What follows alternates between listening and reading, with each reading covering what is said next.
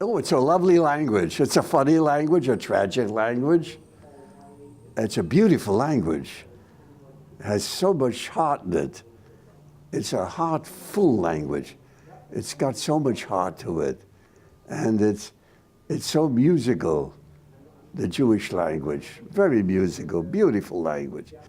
People love to hear it. That's why I say it'll never die. Why should it? It'll never die.